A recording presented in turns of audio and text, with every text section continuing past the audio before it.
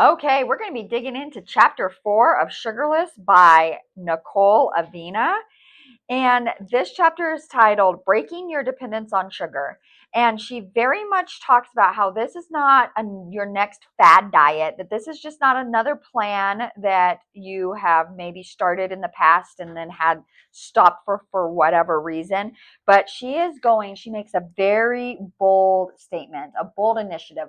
Her initiative in this is to teach you how to completely change your mindset around how you eat. Wow. I am glad that this was written by a psychologist because that is a bold initiative, but also exciting at the same time, right? To change your mindset. We know how powerful our mindset can be. So to change your mindset, that's what it's going to take to get sugar out of our diets, right? And so she starts off by saying, hey, let's look at it this way. And I'm going to flip her analogy just a little bit because of gas prices right now.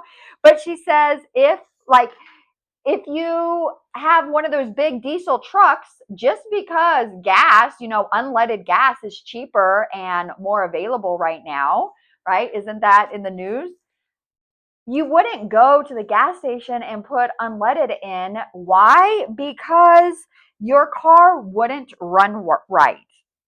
No way. You would not do that. We inherently know that when we start driving, right? We have to learn what gas goes in our car. And she says it's the same thing, that goes for food too. That we wouldn't fill our tanks, our bodily tanks with crap, even if it is on sale, even if it is more convenient, right? And so that's what she says about that. And so she's going to give us 3 rules and 7 steps. I'm not going to go over every single one of them in depth. I'm not going to really go over in depth of them because it would be far too long. But the rules and the steps are vitally, I think the idea behind what I'm sharing with you is if you are struggling with sugar, if you have, I have talked about this, is if I had something scary, if I had a scary diagnosis that we've talked about in the beginning of the book, that was threatening my life, threatening my day-to-day activities, I would cut sugar. And so the question becomes, and I was talking about this with my husband the other night, why wait? Why don't we do it now? Why would we wait until we got a scary doctor report? So anyway, if that's you, if either you have a scary doctor report or you don't want to wait, then I recommend getting this book because I just simply cannot share all of the tips and the tricks that she has. And like she said, it is not a diet plan book. It is a mindset shift. So with that, we're going to talk about 3 things on how to do this. And she says that there are rules, right? And so the rule 1 is there is no rush. So if you just want to get healthier, there is no rush. She really makes it a point to say this is a long game that we're doing. Don't expect immediate results. It's a long game. There is no rush. Rule number 2, she says a slip up is not your excuse to give up. And I love that because all too often, she says, when we have a slip up or a setback, we use it as an excuse to throw in the towel. I know I am guilty of this. I mean, she should have put Rebecca in front of that sentence. This is probably the reason why I do not exercise, because I'll be going good for a few days and then I have a slip up and then I use that as an excuse to, well, then I'm just not the exercising type person. So that's rule number 2, that a slip up is not an excuse to give up. And then number 3, she really wants to make a point that these steps aren't linear, that if you have to go back and forth and kind of work through this process a little bit, it's not a ladder. It's steps. And us humans like to think of step 1, step 2, step 3, and that is how she talks about them, these 7 steps, but they're not linear. She says, wouldn't you rather go back and revisit a step than falling off the ladder completely? And so that's really neat there. So I'm going to go over real quickly just what her 7 steps are. And really what's cool about it is she spells out exactly how to do it. A lot of times we hear what to do, but we're not told how to do it. And that, for me, definitely leaves overwhelm and lost. I'm going to get stuck. I'm not going to do anything. So, like I said, if I desperately needed to cut out sugar, then I would run, get this book, and follow these steps because they're really good. So, step one is admit that you're an addict. Does that sound familiar? Does anyone? 12-step program, it is admit that you are an addict. And so I think I'm going to have to start there for myself and just admit that I am an addict for coffee. All right, so I may or may not have got an Amazon package, and you may or may not have seen them pull up and me check. And if I was like really awesome at editing, I'd clip it out, but I'm not. So you get to see my Amazon package. But I didn't want to start over. I just wanted to say, keep going from where I was and say that I think I've kind of admitted that I have a coffee addiction, but I haven't really taken the steps to cut it out of my life. And so, anyway, maybe this will motivate me to do that, seeing it in black and white. Another thing she says after it really spoke to me as well, because when I took the quiz for sugar, it didn't really apply to me. Sugar is not really an issue for me in that way. But she mentions, and this was super important, we are all at risk. Remember, we were born to be drawn to sugar, and our modern food supply and food environment has turned what was at one time a safe survival instinct into something that is slowly killing us if we don't regain control of it. Super powerful for me to know that just because right now sugar isn't, who knows? What if I cut out coffee and then sugar all of a sudden becomes a big problem for me? So we are all at risk. And the second thing is, as a parent, what can I be doing now as a parent, because that means my kids are at risk. Living in this modern food supply, as she put it, means that our kids are at risk. So step one, admit that you're an addict, or I would say realize that you are at risk. Step two, take stock of your sugar intake. Okay, and so she gives some practical steps of taking stock of your food supply. So she's talking about the food in the pantry, a 3-day food diary, and eating out.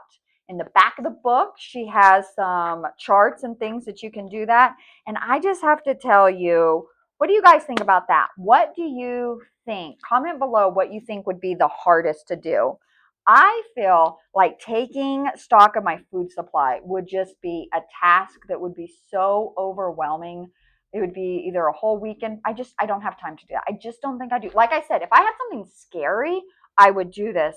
But I wonder I wonder what Dr. Avena would say if if I said, you know what, I can't do that one. Can I just move on? I feel like after her rules that she gave, I think perfectionist would be on there too. I think if I did the 3-day food diary, or maybe even extended that to a 5-day food diary, maybe I wouldn't have to take stock of every single thing. And maybe just paid attention when I used it, right? If I use the ketchup, if I use something, take stock of that instead of doing it in one fell swoop, because that to me would be very overwhelming. But comment below, what do you think? What would be the most overwhelming for you? Your pantry, your fridge, writing down everything you ate for 3 days, or eating out, trying to figure out what's in your restaurant and takeout food. Which one of those would be the most difficult for you? Let me know in the comments below. I'm very interested. Step 3 is identify your triggers. And so in this one, she talks about 3 main triggers. They are stress, reward, and routine. And for stress, I am going to read you because she is a psychologist. And so it's very interesting to see what she thinks can help you identify the stress that may be causing you to overindulge or to indulge in sugar. And so she tells us to ask ourselves these questions. If we find ourselves where we're quickly turning to food, what happened leading up to this? Did you have an uncomfortable interaction with someone? And did you find yourself in a situation where you felt disorganized or not in full control? So, if you feel like stress is a trigger for you to overeat sugar, or to eat sugar, or to indulge in that to feel better, that's what she recommends you ask yourself. And she says, once you identify these situations, you can be aware of them so that when they arise again, you're better able, you have the tools to cope appropriately and not running towards sugar. Next, she talks about reward. And oh my gosh, right away, I was like, okay, this is huge because I know that this is what happens with children. And she has pages about the studies of reward and tying that to food, and especially with children. I'm just going to say it. In our public schools, at least the experience that I have had, they are rewarding our kids with sugar. I saw it time and time again throughout different teachers. It's candies. It's there. So I don't know what to do about that if you're a mom with kids in public school. I mean, I don't know. I don't know. Comment below. Give me another comment if you have an idea on what to do about that. And along with that, what she suggests for adults is to come up with other things that you can use or do to reward yourself when you've done something well. So comment below what you think other rewards could be for yourself. I have an idea. I have something that worked really well for me when I was really working hard at building my business as a reward, and it was not food related. So share with me your ideas in the comments below, and I will share with you my idea that I came up with. But she has some ideas in here, buy yourself something or go somewhere or something like that. But what are some ideas that you guys have? And then last is routine. And that's a big one for my family. We liked, if we turn on that TV on the weekend to watch a movie, the sweet treats are coming out. And so that's just a routine that we have gotten into. So that was step 3, identify your triggers. Step 4 is begin with beverages. And I'm going to tell you what, I'm going to make an entirely whole video, an entirely new video on this. She goes into depth into beverages, and because I've been doing water and studying beverages for 7 years, there's a lot that I have to say about that. So I will link it below when I get that made and uploaded. But for now, I just want you to know that my story, I've said it once, I've said it twice. I struggle with coffee. Really, I struggled with coffee more before I discovered this water and this water store. So it would be about noon or 2 o'clock in the afternoon before I even had anything that wasn't coffee. So I can say that discovering this water really helped me to put water before coffee. It was really the beginning of my journey, and I am forever thankful to Sammy, the person who made that suggestion. It has probably really helped my health in profound ways, a preventative if nothing else, right? And then second, somebody else I know came in, and I did some education on beverages, and they were drinking close to a 12-pack of Dr. Pepper a day. And they had said they had tried and tried to give it up, but they just couldn't. When she started on this water, it was something that she was able to give up. This water kind of satisfied her in a healthy way, and it gave her I don't know, willpower is not probably the right way, but maybe motivation, the increased motivation to give that up. So look for my link for the video on beverages. And also just know that I couldn't say this video without saying, come see me here. 30 days, free trial, give it a chance and see what this water can do for you. All right, so with that, that is step 3. Look for a video on that. Step 4 is breaking down breakfast.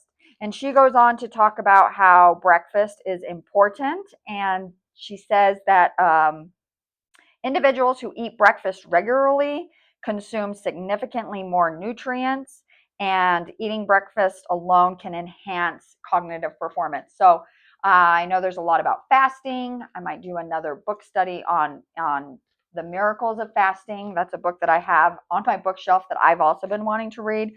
But I just feel like for me, if I do eat breakfast, which I don't, she talks about a lot of people skipping breakfast. That's me. One, it would probably help this coffee situation I have going on. And two, I know that I make better choices. And so I wonder what the psychology is behind that. So, not so much the physicalness of fasting, but maybe just the psychology of eating breakfast and then making better choices through the day. She does note that unfortunately, breakfast in our country has morphed into dessert. And I don't want to throw schools under the bus again, but maybe I will throw the schools under the school bus and say free breakfast in the schools. That's exactly what this is. It is full of sugary cereal, Cocoa Puffs with chocolate milk on the daily, for kids that choose that. And no one's really telling them they can't. So, huge issue with that. Just starting our kids off so young with this, right? She's going to suggest breakfast that is high in protein, high in fiber, and then she's also going to say eggs. And she does go on to combat what we had heard in the past about eggs. And so we know that they are not a significant source of bad cholesterol. We know that they don't be afraid to eat the yolk. The yolk is full of protein and antioxidants and vitamins. So eggs, fantastic. And then she has so many ideas in this book on how to eat a good, nutritious breakfast and give it. So for me as a mom and a wife, how I can really go about incorporating a healthier breakfast in the morning rush, right? We are like on our way, running late all the time. So what can I do to incorporate a high protein, high fiber breakfast in my house? So then step 6 is desugar your dinner. I'm not going to go into that, but I do want to point out that she jumps from breakfast to dinner, and she says she does that on purpose because that kind of gives you lunch to like, oh, not overwhelm yourself too much, it gives you a gap in between breakfast and dinner. And so it's not so overwhelming to go from breakfast to dinner. And then she ends with lunch and snacks. And she says these are usually the hardest because you're on the go. You want to get a snack. And I would say I definitely noticed this when we did our cleanse a couple of months ago.